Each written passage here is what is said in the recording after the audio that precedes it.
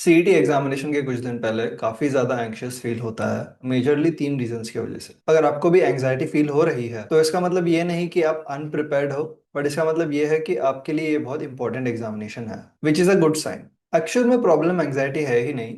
Problem तब होती है जब एंग्जाइटी अनकंट्रोल्ड होता है, और आज हम उसी को कैसे फिक्स करना है उसके बारे में बात करेंगे। सबसे पहले बात कर लेते हैं कि आपको एंग्शियस क्यों फील हो रहा होगा। मेरे बहुत सारे सीईटी एस्पिरेंट्स से बात होती है, एंड मोस्टली सिर्फ तीन रीजंस की वजह से स्टूडेंट्स एंग्शियस होता है। पहला रीजन है कंपैरिजन।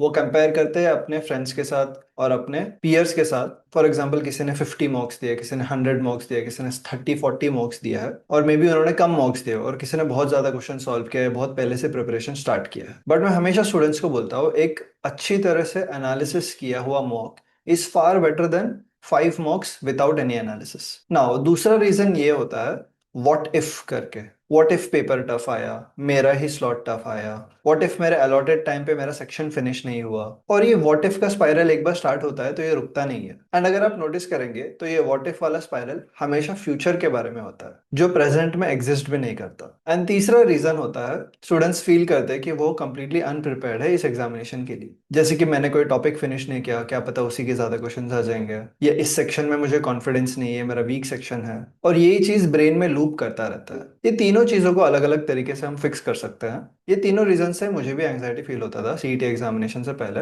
बट मैंने कुछ इसके फिक्स निकाले हैं जो मुझे हेल्प करते थे during my CET examination, and hopefully आपको भी हेल्प करेगा। सबसे पहला, कंपैरिजंस को कैंसल आउट करने के लिए आपको एक लिस्ट बनाना है। पहले कॉलम में आप वो लिखेंगे जो चीजें आपके कंट्रोल में है, दूसरे कॉलम में आप वो लिखेंगे जो चीजें आपके कंट्रोल में नहीं है। फॉर एग्जाम्पल, कंट्रोल में क्या है? मैं कितने बजे उठूंगा, मैं कितने बजे एग्जाम सेंटर पहुंचूंगा, क्या मैं कैरी कर सकता हूँ, like ball point pen, rough sheet, revision करने के लिए मेरे नोट्स, और water bottle. Column two, control में क्या नहीं है, पेपर का डिफिकल्टी लेवल, दूसरों ने कितना प्रिपेयर किया है वो, रिजल्ट्स एंड कट ऑफ्स। ये हमारे कंट्रोल में नहीं होता। जब आपने ये दोनों कॉलम बना दिया है तो कॉलम टू को आपको डायरेक्टली फाड़ के फेंक देना है, बिकॉज ये चीजें आपके कंट्रोल में है नहीं। एंड जब जब आप कॉलम टू वाली चीजों के ऊपर सोचने लग जाते हो तो आपको उसको एलिमिनेट करना है, इस थॉट को। जब हमारा फोकस ओनली कॉलम वन में होगा तब हम ऑटोमेटिकली हमारी एंग्जाइटी को कम कर सकते हैं। एक और टेक्निक है जिससे आपका एंग्जाइटी कम हो जाता है, which is box breathing technique. मैं भी जब एग्जामिनेशन के लिए प्रिपेयर कर रहा था, यूट्यूब चैनल्स में काफी बार मैंने सुना था, एंड मुझे काफी वियर्ड लगता था, but actually I have tried it and it definitely helps. मैंने सुना था कि ये military athletes and high pressure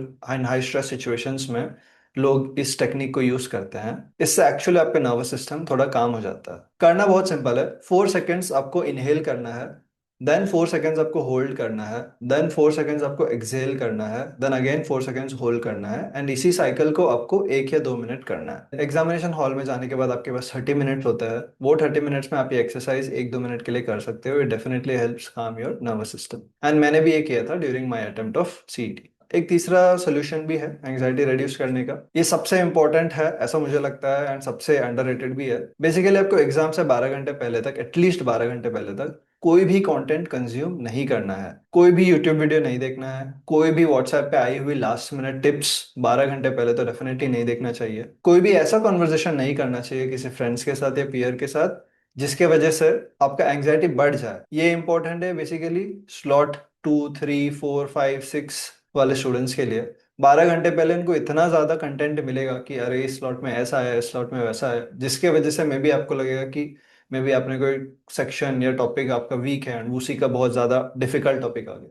but अगर अगेन आप रिमाइंड करेंगे तो ये आता है कॉलम टू में, जो चीज़ आपके कंट्रोल में नहीं है तो इसको आप पे फोकस कभी नहीं करना है। ये हमने पहले ही डिस्कस कर लिया था। तो स्ट्रिक्टली वेरी अंडररेटेड, 12 घंटे पहले आपको कोई भी कंटेंट कंज्यूम नहीं करना चाहिए। हमारा ब्रेन एक हार्ड ड्राइव की तरह होता है। अगर आप लास्ट मोमेंट में उसमें नया डेटा डाल देंगे तो पुराना डेटा रिसीव करना और हार्ड हो जाएगा। तो please not overload yourself and input your brain with new information which may not be very useful. Personally मैंने भी जब सीटी एग्जामिनेशन दिया था तो ये तीनों feelings of anxiety because of this three reasons मुझे भी होता था। मैं ये नहीं बोलूंगा कि मैं 101% कॉन्फिडेंट था सीटी एग्जामिनेशन देने से पहले कि मेरा जेबीएमएस कन्वर्ट होगा ही होगा, बट मैं डेफिनेटली बहुत ज्यादा नर्वस था। मैंने प्रिपेयर कर रखा था, बट जैसे ही मैंने ब्रीदिंग एक्सरसाइज किया एंड बाकी सारे सॉल्यूशंस के ऊपर वर्क किया, एंड जैसे ही एग्जामिनेशन हॉल में गया एंड सबसे पहला क्वेश्चन आया तो सब कुछ फेड अवे हो गया, एंड सिर्फ मैं उस क्वेश्चन पे एंड उसके सॉल्यूशंस के ऊपर वर्क करना मैंने स्टार्ट किया for that 2.5 hours. And after every 30 minutes में एक सिप ऑफ वाटर पीता था, so that I reset my self. आपने जो मेहनत की है वो मेहनत कहीं चली नहीं जाएगी, वो आपके साथ ही रहने वाली है एग्जामिनेशन हॉल में। So all the best for MBCT examination. आप डेफिनेटली रेडी हो, बस आपको आपके ऊपर ट्रस्ट करने की जरूरत है। अगर आपको ये वीडियो अच्छा लगता है और आपको लगता है कि आपके कोई फ्रेंड्स एंक्शियस है, तो ये वीडियो डेफिनेटली उनको भेजना। Thank you for watching this video. See you again in the next one.